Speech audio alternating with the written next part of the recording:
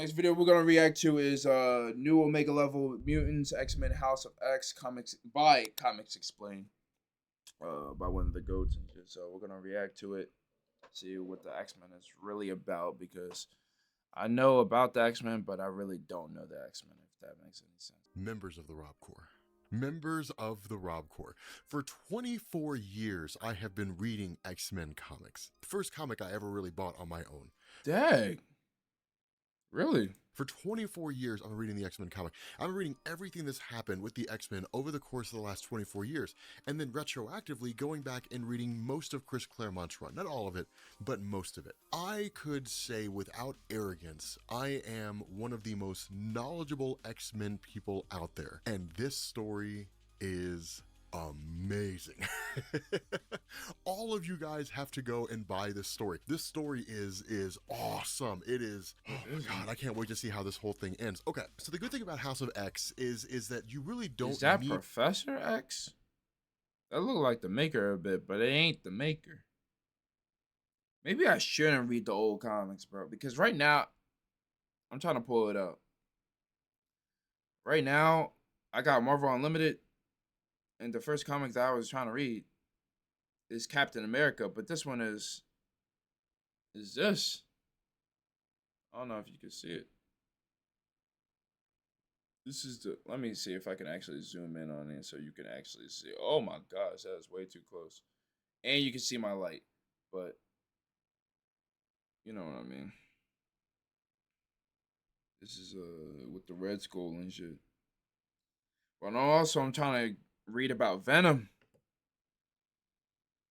I'm actually like not a huge, like not saying huge fan, but like I'm a fan of. Need to have read the X-Men before to understand it, right? Because the X-Men is lit, Jonathan though. Hickman explains pretty much everything you need to know. But for those of you guys who were confused, you have me. So, so what this does, this picks up with a handful of different locations, right? So you basically end up having like Krakoa, you end up having Westchester, then you have the blue area of the moon, and then you have like Mars, and you've got Washington, D.C., and it goes through like a chronological order, right? So like 4 months ago, running all the way up until the modern day. And it even goes as far as to pick up in the Savage Land. And what's happening here is like all these flowers are essentially being planted. And initially it kind of threw me off. I was like, why in the world are the X-Men going around the world, you know, planting flowers? Are they like part of Greenpeace now, or are they like environmentalist groups, you know? But it's kind of cool because what you end up learning is that there's this kind of organization called Orchid, more or less. But there's a few representatives who show up here to one of these sites that have basically been summoned here by the X-Men. And there's a handful of them there. For the most part, these are essentially new guys. They're not really old school. Instead, once they arrive in this location, they're greeted by Sophie and Esme of the Stepford Cuckoos. Now, those of you guys who don't know who the Stepford Cuckoos are, they are part of the Weapons Plus project. We've talked about that before, right? The idea that Captain America was Weapon 1, all that stuff was covered under Grant Morrison's new X-Men run. But Grant Morrison basically established that like Weapons Plus began with Project Rebirth, Weapon 1, Captain America. He was originally designed to kill mutants, but the whole system didn't really work because Abraham Erskine was killed and so on and so forth. So he just went forward as a super soldier and then was frozen in ice. And then from Really, I did not know that's what he was originally made for. To kill mutants. Wow. there you got weapons 2 through 9, and then you got weapon 10 or weapon X, which is Wolverine, and then you got a handful Oh, of Wolverine was Weapon X? Yo, that makes sense. projects after that. Phantom X, Deadpool, different things along those lines. The Stepford Cuckoos were an attempt to clone Emma Frost and to basically create someone like her that could be used for their own ends. Now, ultimately, it didn't really work, but the Stepford Cuckoos are different from Emma in the sense that where Emma Frost in and of herself is a super high-level telepath, the Stepford Cuckoos individually are very powerful, but they have the ability to kind of share a hive mind. Like all of their minds can effectively work in unison, and then they turn into a situation where they're greater than the sum of their parts. So it's cool. Like they're a pretty interesting organization or a pretty interesting group, but then suddenly all these guys are met with the arrival of Magneto. Now Magneto's arrival here is no small thing, and the reason why is because remember, for the most part, when it comes to this run on the X-Men, while you don't have to have read anything before it, it's not as though the X-Men are appearing for the very first time in Marvel Comics, right? I mean, they've been around for a long time, so there's a lot of history history there, right? That's one of the reasons why it's so cool, is because there's a lot of callbacks here. But Magneto has always kind of been known as a mutant extremist. And so when he shows up here, it's kind of like, okay, so like, are things going to go to pot? Now, what Hickman does here, this is cool, is he kind of interjects and throws in these flowers of Krakoa and basically tells us what they are. Now, this is where things start to get really, really interesting, and we'll talk about Krakoa here in a second because this is not new. So the way this works is that the flowers of Krakoa produce 3 different types of flowers for both mutants and humans, right? So for humans, you've basically got a drug. It's kind of a synthesized pill that can enhance human life or extend human life by 5 years. Then you've got one that's a synthesized pill yet again, or at least could be synthesized into a pill, and then it's basically a super drug for humans, right? Like a super antibiotic. And then the last one actually eliminates all diseases inside the mind of humans. Now for mutants, these flowers function with a totally different purpose. One of them produces gateways, right? Basically you can plant a flower and then it'll grow and it'll turn into a portal, essentially. The second one will actually grow into a habitat, which is totally self-sustaining. And then the third one will grow into a habitat that Krakoa doesn't know about. Now, why does that matter? Okay, so this is partially explained by Jean, but I think it also kind of involves a little bit more in-depth explanation here as to what's going on. With Jean Grey in this scene, she's basically bringing a young kid to pass through a portal at what used to be the Westchester Institute, the Xavier School for Gifted Youngsters, and they enter into like this whole new section with Cypher talking directly to Krakoa. So the way this works is that Krakoa used to be a living island, and recently Marvel changed that to basically say that Krakoa was an actual person. You can blow all that off. You don't really need to worry about all that. But the way this played out is Krakoa was a living island, and the way this happened was that the original X-Men by Stan Lee and Jack Kirby wasn't very, very popular, right? I mean, it didn't do exceedingly well, so it was canceled. My fault. I don't even know why I randomly said that. Yo. Canceled some 60 issues into its run, and then it was reprints for the next 30 or so issues. And so by the time you got around to the run of Chris Claremont, the prelude to that was called Giant Size X-Men #1. And what Giant Size X-Men #1 did is it basically blended the two groups. And it said that what had happened was the original X-Men group of Jean Grey and Cyclops and Iceman and Beast and Angel, they had all been captured on the living island of Krakoa. And the result was that Xavier had to form a new X-Men team. Now, there is a more recent story that introduces Gabriel Summers, also known as Vulcan, the character of Darwin, things like that, called Deadly Genesis, which tells us there was actually a secret X-Men team that Xavier formed that were all thought to have perished in battle. And then oh yeah, I heard about this new secret of X-Men that he formed, but didn't they also like died quickly or something like that?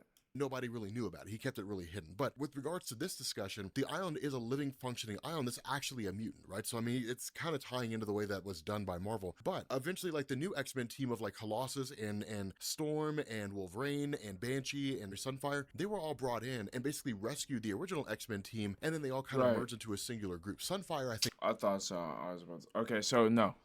I didn't think so, because they end up rescuing them. I could have sworn... Didn't he, like, form, like, 3 different X-Men teams or whatever? There's, like, various, like, different ones.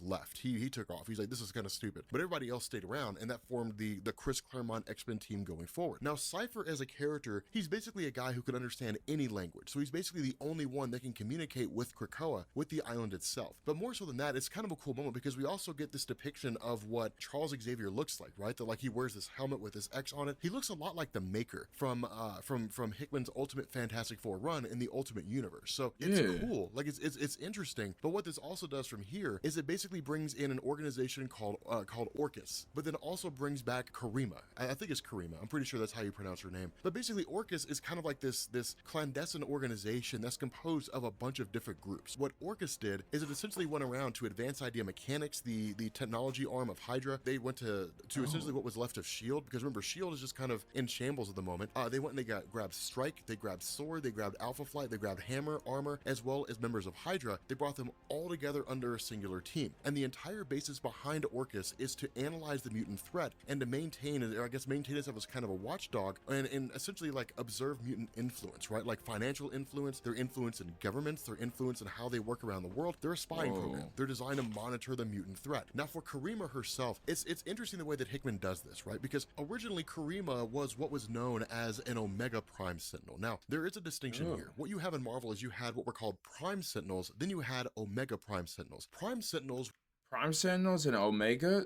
Prime Sentinels? Wait, what? I thought there were just Sentinels.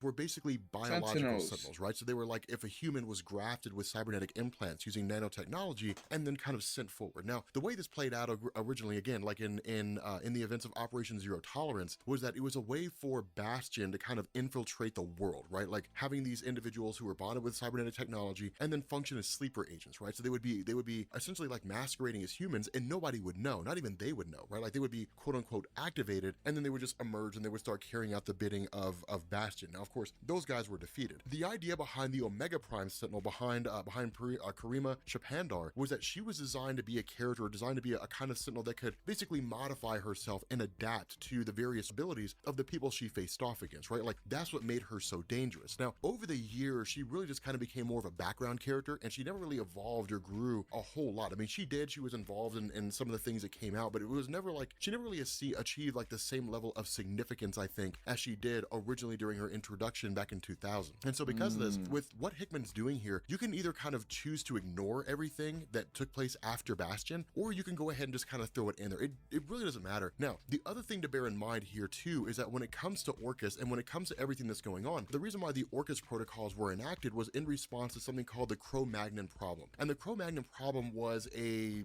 article, more or less, that was written by somebody named Dr. Alia Gregor. And what this did is, or at least what Hickman does here, is he actually establishes this and then rolls it over and really brings it out of the events of ES4 Extinction. Now, Oh wow, they had a whole list too. Like, look at this, John.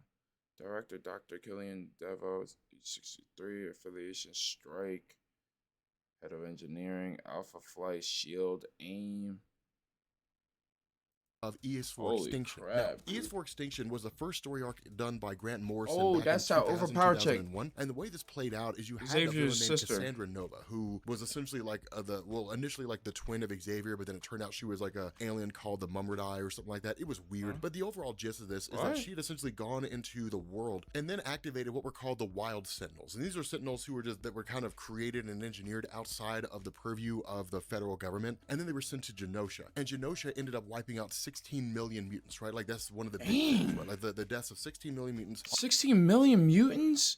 Wait, what Sentinel is this? on the island of Genosha. And so what this does, and it's a genius idea by Hickman, what he does is he comes back and he basically says, okay, so the way that played out, because of the rate at which mutants were growing, essentially mutants would have like overpopulated, like there would have been more mutants on Earth than humans within 10 years of the ES4 extinction event had it not happened. And so what it did is it basically bought humanity 20 years. Now, one thing Hickman does not bring up here that I find is interesting are the events of House of M, right? Where like Scarlet Witch came back and wiped out or took away the powers of 98% of the mutant population. Now, the reason why I think he really did that is because those were simply removing their powers, and then eventually a lot of those powers began to come back. With ES4 extinction, those mutants were dead and gone, right? Like the population was significantly reduced by a pretty huge margin. And I would say, given the number of mutants who lost their powers versus the number of mutants who died during ES4 extinction, that the ES4 extinction event had a much bigger impact because more mutants were affected under that entire thing, right? Like they were all living on Genosha, a mutant island that was designed to be a refuge. And so with that being the case, essentially like humanity, like the reason why Orcus exists is because humanity's in panic mode. Humanity has 20 years until mutants overtake them on the population level, right? So there's more So it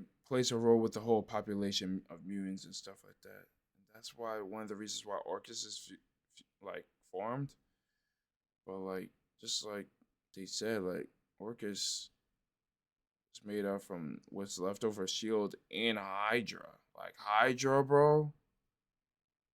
mutants than there are humans. And that makes them panicky because of the fact that if mutants under that circumstance decided to rise up and kill all the humans, well, what are the humans going to do about it? So again, like it creates kind of a finicky situation. Now, this leads into Mystique and Sabretooth and Toad, who are basically launching an attack seemingly based on the contested information or the contested database of Damage Control. Now, the way this works again with Damage Control is they were initially a contract group. They were a company that existed out there that would clean up towns and cities and essentially clean up after the catastrophes and involve like superhero battles and things like that. So Damage Control has been pretty seedy over the years, but more recently what Hickman establishes is that Damage Control has actually served as a means by which information is cataloged regarding the various superheroes around the world. And after the events of Secret Wars, when Reed Richards was missing for a number of years, and after the events of Civil War II, when Tony Stark was believed to have been dead, all the information they had at their disposal was taken by Damage Control and is now contested as to who it actually belongs to. But until that contestation comes to an end, and until until a definitive person is established as being the individual that information does belong to, damage control holds on to it. Now from here, switching back over to Magneto, this is when humanity begins to make their intentions known. This is All right, Magneto. We see the drip, bro. We see it. We see the outfit, bro. We see it, dog.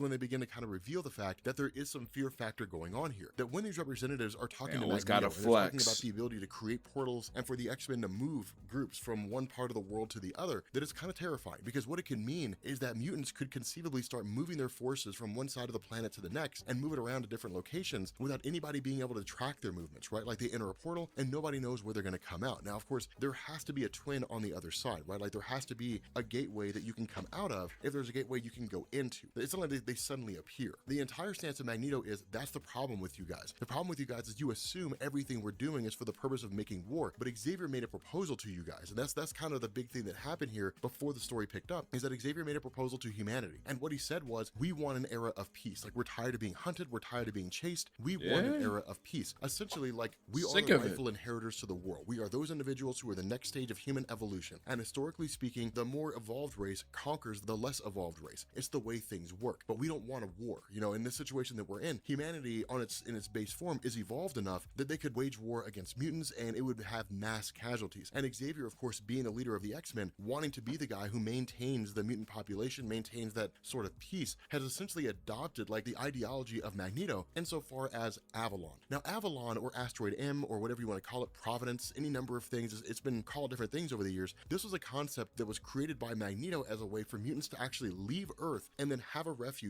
off of the Earth itself. Xavier hated the idea, right? I mean, that's what led into the events of Fatal Attractions when Magneto ripped the adamantium out of Wolverine's body. But yo, I heard about Magneto doing something like that, bro.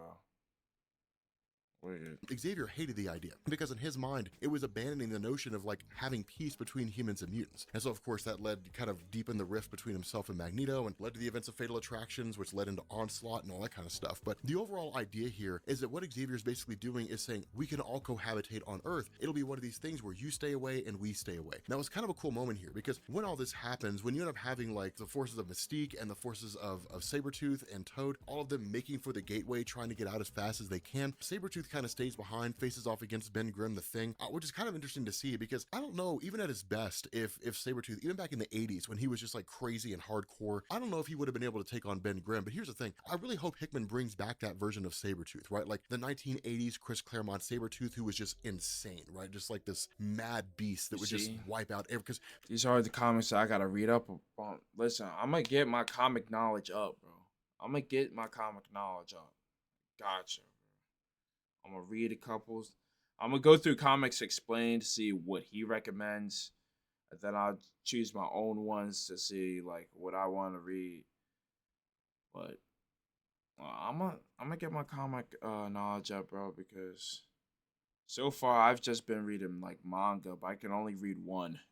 So here's the thing, if you took like 1980s Sabretooth and you threw him into stories today, oh, he'd massacre people. It'd be like if kids these days went into like an Xbox Live lobby from like 10 years ago, right? Like they'd never make it. Like it's just, it's one of those interesting kind of scenarios. And so on his way to try to get out, he's suddenly captured by Susan Storm, and then we're met by the arrival of Reed as well as Ben Grimm and Johnny Storm. And so this is when things come into play where Cyclops shows up and says, hey, look, we need Cyclops, or we need Sabretooth back. And Reed initially like rejects his offer. No, like he broke into a facility that has information that I've been trying to get back. He's broken any number of laws, and it's kind of a cool thing, right? Because what it does is it establishes this precedent that even from a superhero to superhero level, right? Like the Fantastic Four and the X-Men having fought against each other, having served together, like all these kind of creating these scenarios where the X-Men can't just sort of say, hey, we are now a sovereign nation, right? Like we are now a sovereign place living out on the island of Krakoa. We do our own thing, and then suddenly show up and say like any mutant that's captured by humanity is immediately taken by us. It doesn't work that way. That when international laws are broken, suddenly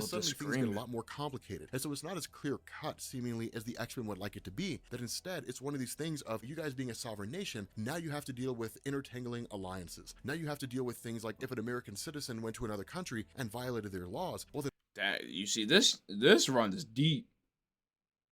It's just not about like superheroes just fighting each other, bro. Like this is what's so cool about comics, bro. Like that's why this stuff is so fire to me, then what happens? You know, how does especially all the that X work? Men. So again, it becomes a lot more complicated and a lot more difficult to focus on. Now, this is probably one of the biggest changes that Jonathan Hickman makes. Not really a change so much as a consolidation, is he starts to focus on the nature of Omega level mutants. Now, this is a cool thing because in Marvel Comics, Legion, Omega classification was something that was kind of teased by Chris Claremont over the years, but you never I really think. saw it all that often, right? It would just be like, it was more of like a way to kind of name a person or say like this. My fault. Did anyone watch the show Legion, or is that just me? I didn't like finish it, but like I know I was a few episodes in though. It's kind of weird, but that man was fighting amongst himself, bro. Person's powerful as opposed to actually organizing and structuring powers. And so the way this works is on a baseline level, you have like gamma based mutants, right? Like gamma level mutants which are like super weak essentially. After that, you have beta, which are a little more powerful. And then you have alpha, which is like most of the mutant population resides there. And then you have omega. Is Wolverine Alpha? Now, Omega is as Hickman describes it here, and it wasn't really vague so much. I mean, it kind of was back in the day. It was just no undefinable upper limit, and that was it. There's a limit to their powers that cannot truly be defined, right? Like, what's the limit of reality warping? Can you only warp so much of the universe, or can you warp? While Jean Grey is both a telepath and a telekinetic, she's only an Omega level telepath. Oh, okay. All Okay. of the universe, right? Like on that Yo, scale that's of power, yo. it This is doesn't cool. matter. It's This just is an cool. extreme level of power. And so because of that, what Hickman does here is he basically breaks it down and consolidates it. And he says, okay, so the way this works when it comes to Omega level mutants is you effectively have those where we just don't know what the limits of their power are. And he literally compares Magneto and he compares Forge. And he says Forge's power could be surpassed, right? Like Forge is a character whose mutant ability grants him the ability to know how things work, right? So he's basically like a mutant version of Tony Stark. Now, if he lost his mutant power, he wouldn't be capable. He wouldn't be able to do anything. But Tony Stark is more capable than Forge. Therefore, Forge is not Omega level because his power can be surpassed. Whereas Magneto, we don't know the limits of his power. All we know is he's just like this. Oh, so basically anything, if they don't know about their powers and like what their limits are, just like he said, that's what considered them as Omega level, like the limitless of their power. Wow. Okay.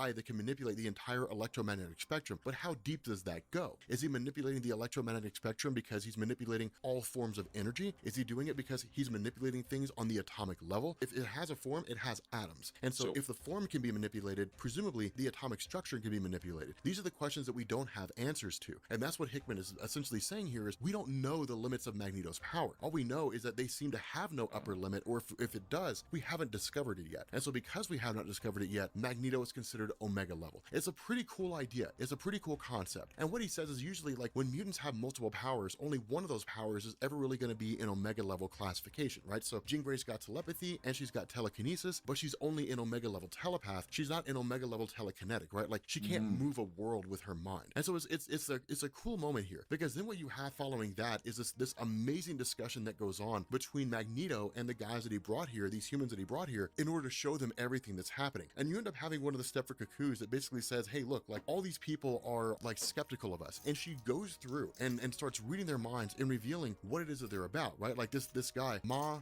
Ming Du, I think is how you pronounce his name. He's basically a head of like the state science office, right? Like you got Peter Cole, Jean-Pierre Cole, who's here because he doesn't really want to be. You have all these people who are basically in this position because they're kind of being forced to. But one of the big things that really like humanity is looking at, even from just a financial aspect, is they say, okay, so basically this island of Krakoa is creating these flowers that can be synthesized into pills that like extend longevity. Krakoa is making pills that like cure people of mental illness. Krakoa is making these pills that basically kind of seem to eliminate the need for like pharmaceutical industries, right? So like the entire pharmaceutical sector of the United States of humanity would come crashing down because why would you buy a drug that may or may not help you with, schizophrenia or something like that if all you have to do is pop this miracle pill and then suddenly you're cured? It would kill the entire pharmaceutical industry. What it also begins, really kind of drives them to ask the question of is what if these mutants start taking these pills? Will it work on them? Do we need to worry about another Stamford, Connecticut, where they basically exposed to a mutant growth hormone that amplifies their powers and then they're suddenly like giant wrecking machines? I mean, are these the things that we need to worry about? And it's kind of cool because as the Stepford Cuckoos go through, it's like, well, this guy's got a gun. Magneto takes the gun away from him and he says, like when one of them say it's just for my protection, Magneto's response is, that's how it always starts, right? It starts with Magneto is one so group being afraid of OP. another, and then in trying to impose their will on the other so they can essentially eliminate their own fear, right? It always works out that way. It's you are doing a thing that's different from what I'm used to. It scares me. Therefore, I'm going to take my belief, I'm going to impose it on you. And if you resist, then we just need to remove you, right? Like it's my way or the highway. It's really kind of how that whole thing starts. And so it's cool because Magneto basically starts talking to them and says, look, the reason why I brought you here to Jerusalem, you're not going to Krakoa. You're not going there because it's our island. It's our safe haven. No humans. Sheesh. Man is not allowed there. But you can basically take this message and take it back to your leaders that the world has changed. You guys love your symbolism, right? I mean, it's one of the coolest things. Magneto says, you guys love your symbolism almost as much as you love your religion. So please, like what I'm telling you here is to go back and to tell all your masters, tell your bosses, tell all the humans that you come across that you guys have new gods now. We are the ones running the show. It's the coolest thing, right? It's the coolest thing ever. But I'm digging this. Yo. House of X is insane. But with that being said, guys, we're gonna bring this video to an end. If you are new here to Comics Explain, make sure you Nah, guys hit the sub button to become part of that's the some Rob Corp. If you guys crazy enjoy this video, stuff, make sure dude. you drop a like, and I will catch you all later. Peace. Oh, you still got a couple more? Oh no. Yo, that's fire, bro. I gotta get into the X-Men too, bro, because the X-Men is also like fire to me.